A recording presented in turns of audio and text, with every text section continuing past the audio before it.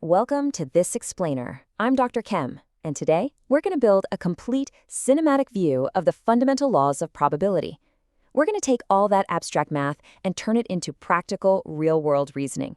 Because honestly, whether you're making a high-stakes business decision or just trying to figure out the mechanics of chance, this right here is your ultimate blueprint for navigating uncertainty. Here is our roadmap for today. Number 1, defying your intuition. 2, outcomes and sample spaces. 3, the 3 probability axioms. 4, combining and intersecting events. And 5, mutually exclusive versus independent events. All right, section 1, defying your probability intuition. So to prove exactly why we need hard math over our sometimes flawed human intuition, imagine you're on a game show. The host presents you with 3 doors. Behind one is a brand new car. Behind the other 2, goats. You pick door number 1. The host, who obviously knows exactly what's behind every single door, opens door 2 to reveal a goat. Then he turns to you and asks a simple question. Do you want to switch doors? What does your gut say? Most people instantly think, well, there are 2 doors left, so it's a 50-50 split, right? So they just stick with their original choice. But here's the crazy part. Switching actually gives you a 2/3 chance of winning. No way, right? This is the famous Monty Hall problem. Think about it. If you stay with your original choice, your chance of winning remains exactly 1 in 3. But because the host intentionally removed a guaranteed goat, the remaining unopened door literally absorbs that extra probability. It's completely counterintuitive, and it perfectly demonstrates why we can't just trust our gut and why we absolutely need formal probability models. Moving on to section 2, outcomes and sample spaces. Let's build this universe. Now that we've seen why intuition fails us, let's lay down our foundational building blocks. It all starts with an experiment. Now, in the rigorous language of probability, an experiment isn't just, a physical test done in a chemistry lab. It's literally any procedure that generates observable outcomes. Tossing a coin? That's an experiment. Rolling a pair of dice to find the sum? Also an experiment. It's the engine that drives our uncertainty. And from that experiment, we get an outcome. An outcome represents just one single possible result. For example, if our experiment is rolling that pair of dice and looking at the sum, rolling a 7 is one specific, distinct outcome. Rolling an 11 is another. So, the absolutely crucial point here is that when we gather all those possible, mutually exclusive outcomes together, we form what is called the sample space, usually denoted by the Greek letter omega. Think of this set as the absolute boundary of our specific universe. Literally nothing exists outside the sample space for a given experiment. Let's look at how this builds up with a few quick examples. For a simple coin toss, the sample space is just heads and tails. Easy. For a single 6-sided die, it's the numbers 1 through 6. But if our experiment is, say, tossing 3 separate coins, our sample space expands to 8 specific sequences, like heads, heads, heads, or heads, heads, tails. The takeaway? No matter the scenario, we always start by explicitly defining the complete set of every single possibility. Section 3. The 3 probability axioms. Okay, with our universe defined by the sample space, we now need to establish the unbreakable mathematical laws of physics that govern it. Probability theory is built firmly on 3 wonderfully simple axioms. First up, non-negativity. For any event, the probability is always greater than or equal to 0. I mean, you simply can't have a negative chance of something happening. Second, normalization.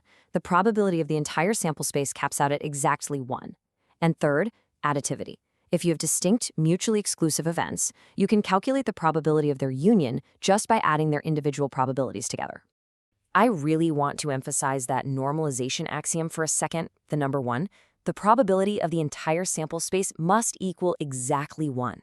This means we are 100% certain that some outcome within our defined universe is going to occur. All of our calculated probabilities for specific events, they're just fractions of this complete normalized whole. Section 4. Combining and intersecting events. So now that we have the mathematical laws in place, let's look at how events interact. We can actually use Venn diagrams to give these abstract mathematical combinations a real physical space. By visualizing a rectangle as our entire sample space and circles as specific events within it, we can show exactly how different outcomes overlap. It's a fantastic way to completely bypass complex equations and just build clear visual intuition. Using the algebra of sets, we can combine these events in 3 main ways. A union essentially represents the word or. It's all the outcomes in event A, event B, or both. An intersection represents the word and. It is strictly the outcomes that exist in both event A and event B simultaneously. And finally, a complement represents not.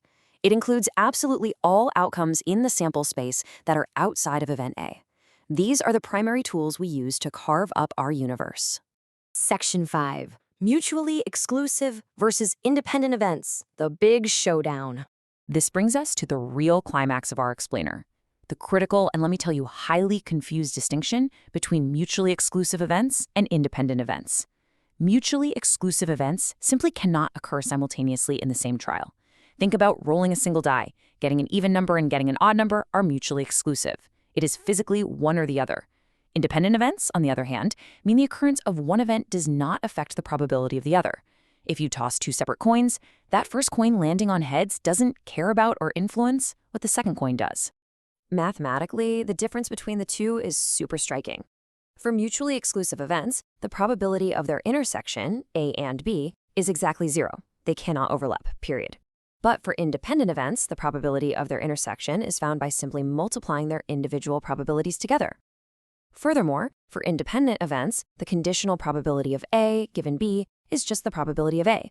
Why? Because event B happening provides absolutely no new information to change the odds. Now, here is a very common trap. People often think disjoint, mutually exclusive events are somehow independent. But as this precise quote from our source clarifies, they are actually entirely dependent. Think about it logically for a second. If they are mutually exclusive, knowing that event A happened means you know for an absolute fact that event B did not happen. That is the ultimate form of dependence. The occurrence of one completely eliminates the possibility of the other. So, as we start wrapping up this explainer after going through all these axioms, sets, and Venn diagrams, you kind of have to ask yourself, is all of this just a really fancy academic way of guessing outcomes? The reality is quite the opposite, actually. Probability is a vital tool that transforms pure guesswork into a rigorous mathematical framework. It replaces blind Monty Hall-style intuition with a structured, rational approach to making decisions in the face of chance. It's not about predicting the future perfectly, it's about perfectly quantifying the uncertainty. So, I'll leave you with this final thought. The next time you face a dilemma in your own life where the odds are fuzzy, how will you use these unbreakable laws, this blueprint of uncertainty, to tilt the odds in your favor? Thank you for joining me for this explainer. Keep questioning and keep calculating.